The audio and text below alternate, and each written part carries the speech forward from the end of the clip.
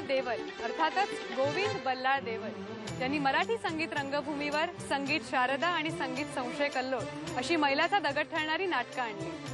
ते अतिशय काटेकोर आणि शिस्तप्रिय होते, म्हणून सर्वजण त्यांना देवल मास्तर म्हणून संबोधले। याच देवल मास्तरांनी 1913 साली आपल्या संगीत संशय कल्लोळ या नाटकात एका तरुणाला मध्यवर्ती भूमिका दिली।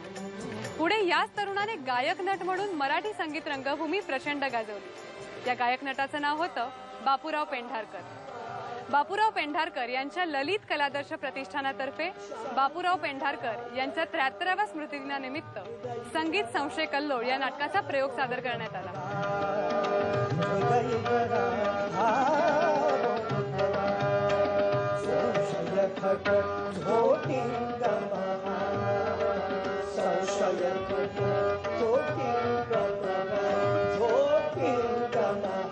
या नाट्यप्रयोगाचे दिग्दर्शन आणि संगीत मार्गदर्शन ज्येष्ठ रंगकर्मी आणि बापूराव पेंढारकर यांचे सुपुत्र नटवर्य भालजी पेंढारकर यांनी केली।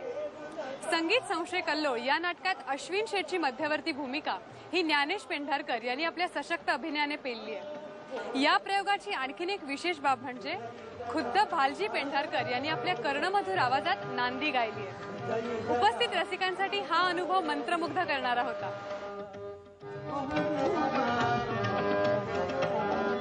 अरे चल चल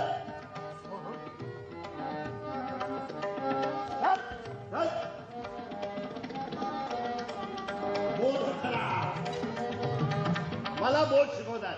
बोध खरा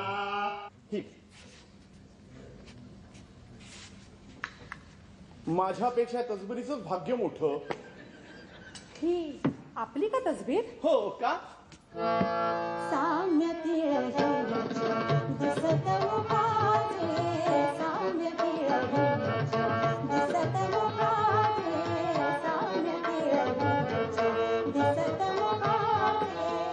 गाणं म्हटल्याशिवाय माझं काम पुरं होतच नाही।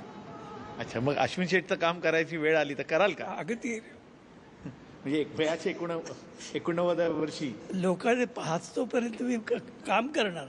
खरं म्हणजे ते पहिलं जे काम केलं संशय कल्लोळ नाटकात, त्यांची वडिलांची भूमिका हे डोळ्यासमोर ठेवूनच ते काम केलं। कारण त्यावेळी त्यांची ते भूमिका पाहिलेले अनेक लोक त्यावेळेला हजर होते। ते त्यांच्याकडनं थोडं शिकता। हे कसं शिकता?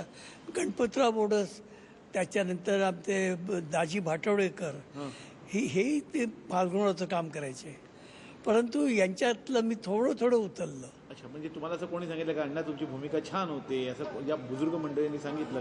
प्रत्येकाने सांगितलं। हे प्रत्येकाने असं सांगितलं। मला आठवतं की हा तुम्ही केलेला बदल आम्हाला फार भावला।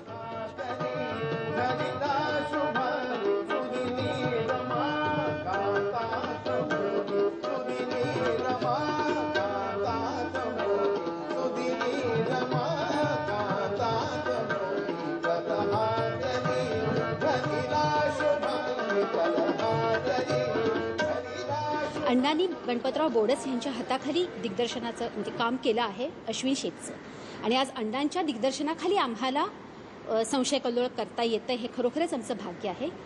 या नाटकामध्ये मी कृत्तिकेचं काम करते आहे। ही माझी अतिशय लाडकी आणि आवडती भूमिका आहे। अगो भाई, दरवाजा बंद आहे। रोहिणी, अगं चित्रे, दार उघड, दार। मेल्यानु कोणी सुद्धा होऊ देत नाही। ह्यांनी आत आरंभले तरी काय? आमच्या या प्रयोगात एक वैशिष्ट्य असं आहे की माझे आजोबा बापूराव पेंढारकर आमच्या ललित कलेतर्फे त्यांच्यावेळी हा प्रयोग व्हायचा। त्यामध्ये बापूराव अश्विन शेठची भूमिका करायची। बापूंनंतर माझे अण्णा म्हणजे वडील भालचंद्र पेंढारकर ते सुद्धा ही भूमिका करायचे। आणि म्हणजे करायचे म्हणण्यापेक्षा अजूनही त्यांना सांगितलं 89व्या वर्षी कराल का, तर ते तयार होतील आणि तेवढ्याच दमदारपणे करतीलही, त्यांचा नेम नाही। आणि आता मी ते काम करतोय।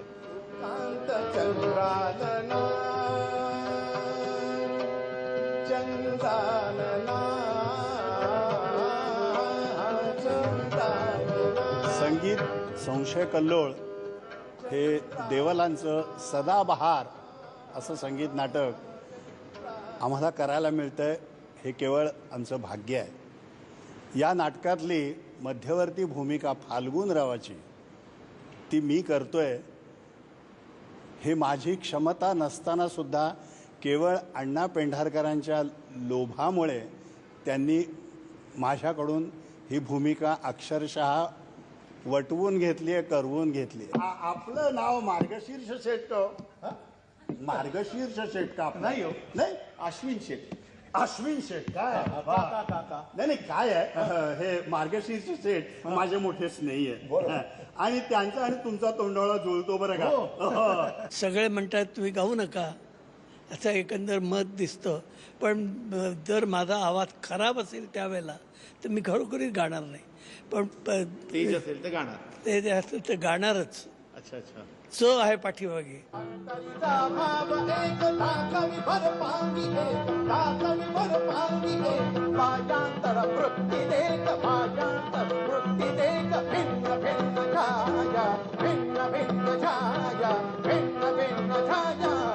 पेंढारकर कुटुंबाने गेल्या 3 पिढ्या जतन केलेली मराठी संगीत रंगभूमीची ही परंपरा रसिक प्रेक्षक आणि तरुण कलावंतांच्या सहवासाने अशीच अखंड दुमदुमत राहो ही सदिच्छा.